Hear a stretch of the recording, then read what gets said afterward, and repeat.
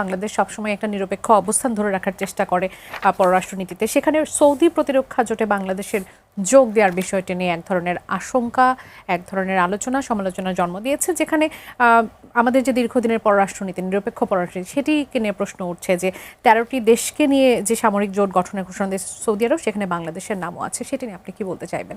এই সিদ্ধান্তটি আসলে কেমন হলো?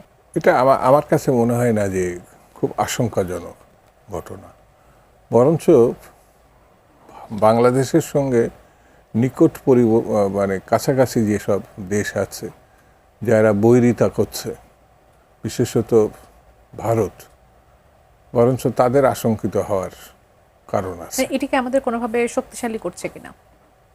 শক্তিশালী অবশ্যই করবে। আপনার বন্ধুর সংখ্যা যখন বাড়বে সামরিক খাতে, বিশেষ করে বাংলাদেশের সেই ধরনের সামরিক অবস্থানটা আছে কিনা, যেমন যে ধরনের বৈরিতা আমরা 5ই আগস্টের পরে দেখেছি এবং শেখ হাসিনার জায়গা দেওয়ার এটা তো একটা সিগন্যাল।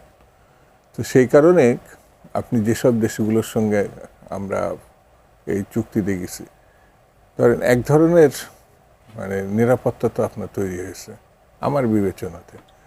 আপনি এখানেও নাই, ওখানেও নাই, মানে এখানেও আমার সম্পর্ক ভালো না, ওখানেও আমি কোনো মানে সেইভাবে প্রথাগত বাইরে গিয়ে আমি চুক্তি করি নাই, তাহলে পর ওখানেও নাই, তাই না? তো স্বাভাবিক কারণে তখন তো আমি একা। সেই জন্য আমার কাছে মনে হয়েছে যে পারস্পরিক সম্পর্ক উন্নয়নে, আপনার একটু আগে আলাপ করলাম না সংলাপে যে প্রয়োজন, নিকটের বন্ধু যদি থাকতো তাহলে দূরের বন্ধু তো আমার দরকার নাই। নিকটের বন্ধু নেই বলেই দূরের বন্ধু আমার দরকার হয়ে পড়ছে।